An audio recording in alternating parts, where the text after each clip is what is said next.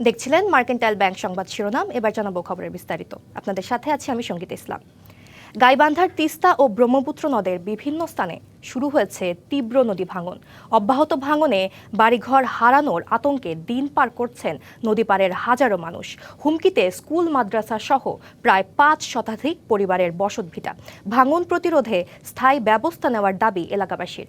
স্থায়ী উদ্যোগ নেওয়ার আশ্বাস রয়েছে পানি উন্নয়ন বোর্ডেরও। পানি কমা বাড়ায় গাইবান্ধা সদর, সাঘাটা, ফুলছড়ি ও সুন্দরগঞ্জ উপজেলার বেশ কিছু ইউনিয়নে আবারও দেখা দিয়েছে নদীর তীব্র পাড় ভাঙন। ব্রহ্মপুত্র নদের ফুলছড়ি উপজেলার পূর্ব কঞ্চিপাড়া, কটিয়ার ভিটা, উত্তর উড়িয়া, কালাসোনা, সদরের মোল্লার চর, তিস্তা নদীর সুন্দরগঞ্জের কাপাসিয়া, লালচামার, কারেন্ট বাজার ও পুটিমারি সহ প্রায় ২০ এলাকায় শুরু হয়েছে এই ভাঙন।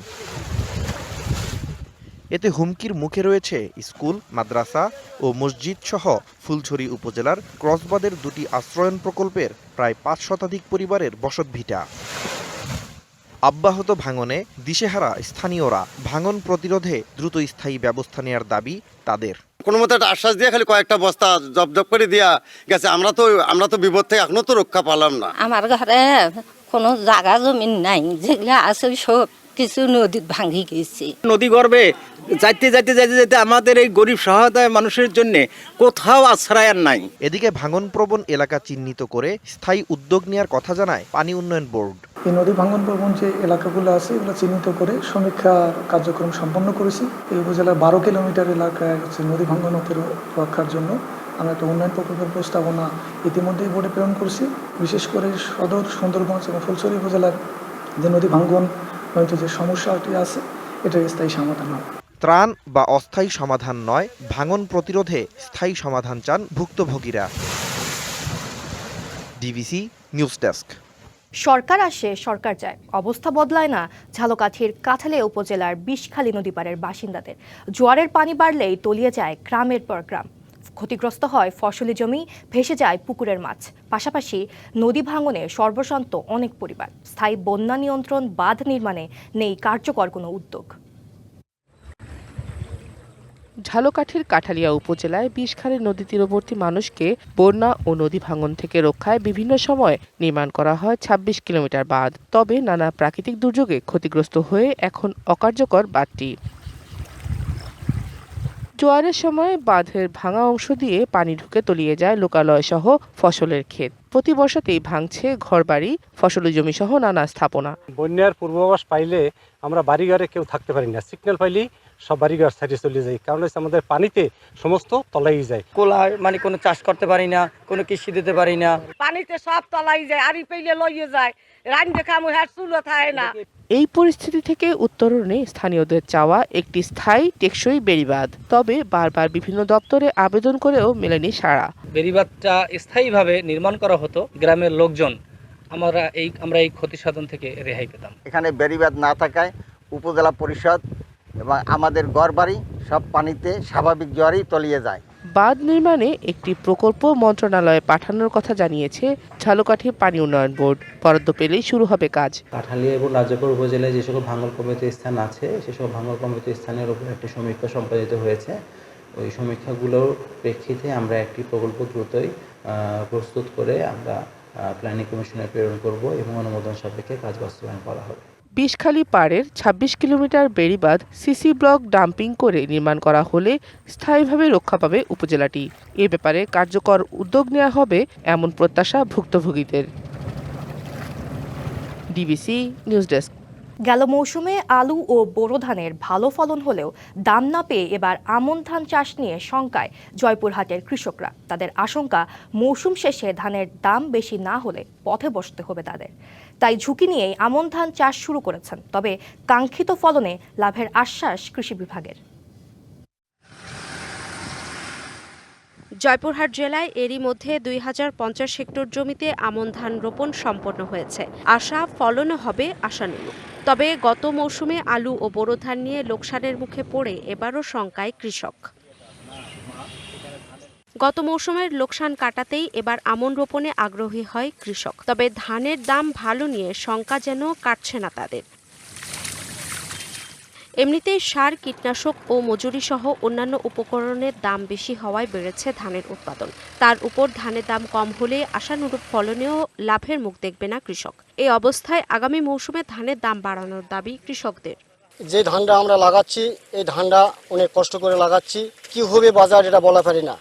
ঔষধের দাম বেশি, সারের দাম বেশি, তার মধ্যে কোনো জায়গা আমাদের কেউ তো ছাড় দিচ্ছে না। এইবার যদি আমরা ধানের দাম না পাই তাহলে আমরা বিগত লোকসানের সাথে সাথে এইবারের লোকসানে আমরা একেবারে মারা যাব।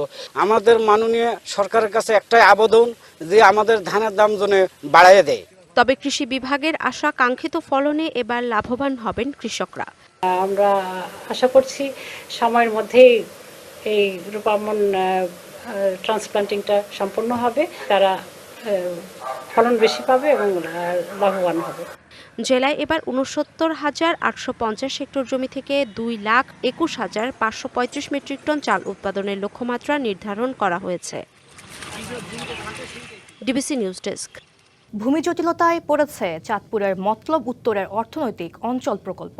বছরের পর বছর ভোগ দখলে থাকা পূর্বপুরুষদের সম্পত্তি ছাড়তে নারাজ স্থানীয়রা, আর কাজ শুরু করতে দ্রুত জমি অধিগ্রহণ করতে চায় প্রশাসন। এ নিয়ে আদালতের দ্বারস্থ দুপক্ষ, তবে দ্রুত সমস্যা সমাধান করে কাজ শুরু করার দাবি এলাকাবাসীর।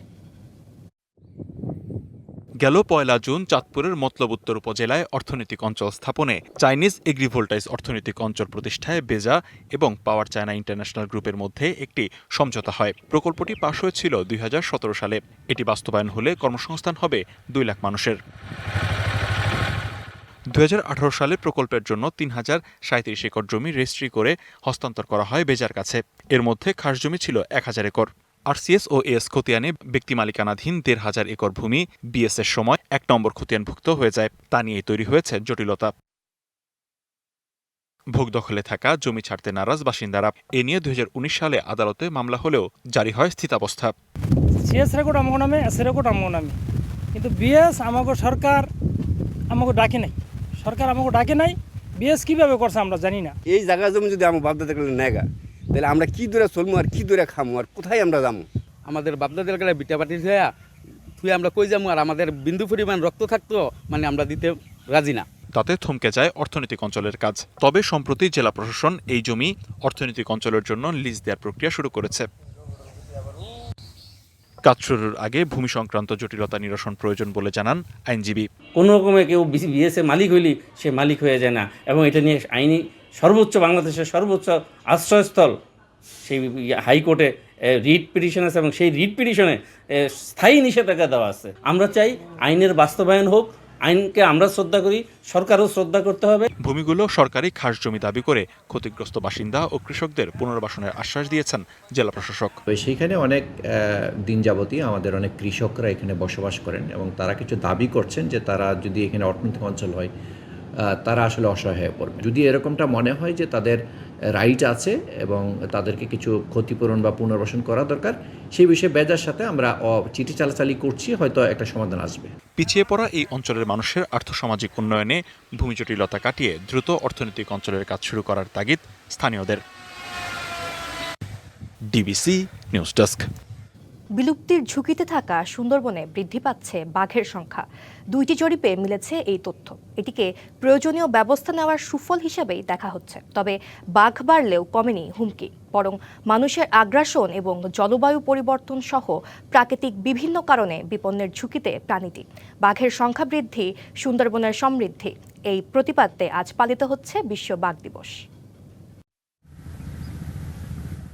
বিশ্বের সবচেয়ে বড় ম্যানগ্রোভ বন সুন্দরবন বিভিন্ন প্রাকৃতিক দুর্যোগ থেকে ঢালের মতো রক্ষা করেছে বাংলাদেশকে। আর সুন্দরবনের অলংকার রয়্যাল বেঙ্গল টাইগার অতন্দ্র প্রহরী। কিন্তু জলবায়ু পরিবর্তন ও মানবসৃষ্ট কারণে আশঙ্কাজনক হারে কমছিল বাঘের সংখ্যা। ফলে নড়ে চড়ে বসে বন বিভাগ। উদ্যোগ নেওয়া হয় ঝুঁকি কমিয়ে বাঘের সংখ্যা বৃদ্ধির। গেল 6 বছরে দেশে বাঘ বেড়েছে 11টি। সবচেয়ে বেশি বেড়েছে খুলনায়, কমেছে সাতক্ষীরায়। সুন্দরবনের পরিবেশ ও প্রতিবেশ রক্ষায় বাঘের গুরুত্ব অপরিসীম। তাই জলবায়ু পরিবর্তনে ঝুঁকির পাশাপাশি মানবসৃষ্ট ঝুঁকি কমিয়ে প্রাণীটির সুরক্ষা ও সংরক্ষণের বিকল্প নেই, অভিমত বিশেষজ্ঞদের। পেশাগত কারণেই হোক, চৌর্যবৃত্তির কারণেই হোক, ডাকাতির কারণেই হোক, আমি সবভাবে আমরা বলি যেভাবে প্রবেশ করছে সেটা কিন্তু বাঘের জন্য অনুকূল কোনো পরিবেশ না এটা। এবং আমরা জানি না যে কত বাঘ কিভাবে হত্যা করা হয়। বাঘ এবং পশুদের ওখানে মানুষের যদি আবাসস্থলে বেশি চলাচল থাকে, অনেকাংশে বাঘ মারা না গেলেও বাঘের বংশবৃদ্ধি বা বাঘের প্রজনন ক্ষমতার ক্ষেত্রে এই ধরনের সমস্যা তৈরি করতে পারে। জীববৈচিত্র্য রক্ষায় বাঘ সংরক্ষণে বিভিন্ন পদক্ষেপ নেওয়ার কথা বলছেন বন কর্মকর্তারা। এত কষ্ট করে এই চোরা শিকারীরা শিকার করতে কেন যাচ্ছেন? তার মানে এর পেছনে অনেক বড় ইনভেস্টমেন্ট আছে। তাদেরকে আসলে বের করতে হবে রুটটা কোথায়, কেন যাচ্ছে, ডিমান্ডটা কোত্থেকে আসছে। নয়নাভিরাম সুন্দরবনে এখন আগের তুলনায় বাঘের দেখা মিলছে বেশি। রয়্যাল বেঙ্গল টাইগারের সংখ্যা বাড়াতে হলে বন বিভাগের পাশাপাশি স্থানীয়দেরও কাজ করতে হবে, এমনটাই বলছেন সংশ্লিষ্টরা। DBC news desk. ক্ষমতার অপব্যবহার ও দলীয় প্রভাব খাটিয়ে লক্ষ্মীপুর জেলার রামগতি পৌরসভার ৮% জমি দখল করে মার্কেট নির্মাণের অভিযোগ উঠেছে রামগতি পৌরসভার সাবেক মেয়র ও জেলা আওয়ামী লীগের তথ্য ও গবেষণা সম্পাদক মেজবা উদ্দিন মেঝুর বিরুদ্ধে। এ ব্যাপারে উচ্ছেদ আইন অনুযায়ী ব্যবস্থা নেওয়ার কথা জানিয়েছেন ভূমি কর্মকর্তা। লক্ষ্মীপুর জেলার রামগতি পৌরসভার ৮% জমি দলীয় প্রভাব খাটিয়ে দখল ও সেখানে মার্কেট নির্মাণ করেন সাবেক মেয়র মেজবা উদ্দিন। সরকারি জায়গা অবৈধ দখলের অভিযোগে ২০২০ সালে উপজেলার সহকারী কমিশনার বন্ধ করে দেন মার্কেটের নির্মাণ কাজ। স্থানীয়দের অভিযোগ, দলীয় প্রভাব খাটিয়ে মেজবা উদ্দিন সহকারী কমিশনারকে বদলি করান, পরে বিনা বাধায় মার্কেট নির্মাণ করেন। প্রশাসন বন্ধ করেছে, প্রশাসনকে এখান থেকে রিলিজ করে ট্রান্সফার করে তারা আবার সেখান থেকে কাজ শুরু করছে। অ্যাডভান্স মেয়রও নিচ্ছে ১২০০ মেয়র। আমার এটা দুটো অংশ, ওরা দুই ভাই, এক ভাই নেয় আপনার ৯,০০০ টাকা আর মেয়র নেয় ৯,০০০ টাকা। ক্রেতাদের ওঠা নামায় অসুবিধা দূর করতে সাবেক মেয়রের চাপে মার্কেটের সামনের রাস্তায় পৌরসভার ৯ লাখ টাকা খরচ করে ২ দফায় আরসিসি ঢালাই দেয়া হয়। সরকারিভাবে একটা হয়েছে, আবার রিডালাই হয়েছে। এখানে সিঁড়িগুলা আরো নিচে আসছিল, তো ওইটাকে উপরে নেওয়ার জন্য যাতে ওইটা রাস্তাটা হয়ে যায়, আবার ডাবল ঢালাই হয়েছে। দখল করা সরকারি জায়গা চিহ্নিত করে ভূমি অফিসকে প্রতিবেদন দেওয়ার নির্দেশ দেওয়া হয়েছে। ইউনিয়ন ভূমি সহকারী কর্মকর্তাকে ডেকে তাকে নির্দেশ দিয়েছি, জায়গাটা চিহ্নিত করে অফিসিয়াল রেকর্ডপত্র যাচাই বাছাই করে তিনি আমাকে এই জায়গাটা কার, যারা মার্কেট নির্মাণ করলো ওনাদের কাছে কী কাগজপত্র আছে এবং আমাদের সরকারি রেকর্ডে আমাদের কাগজপত্রে কি আছে এগুলো যাচাই বাছাই করে একটা প্রতিবেদন দেওয়ার জন্য ওনাকে নির্দেশ দেওয়া হয়েছে। সাবেক মেয়রের এই অনিয়মের বিরুদ্ধে আইন অনুযায়ী ব্যবস্থা নেওয়ার দাবি স্থানীয়দের। DBC news desk. ডিবিসি দেশের সংবাদে এই ছিল এখনকার মতো। ডিবিসি নিউজের সংবাদগুলো পড়তে ভিজিট করুন dbcnews.tv আর ভিজিট করুন ডিবিসি নিউজের ফেসবুক পেজ এবং ইউটিউব চ্যানেল। সঙ্গেই থাকুন।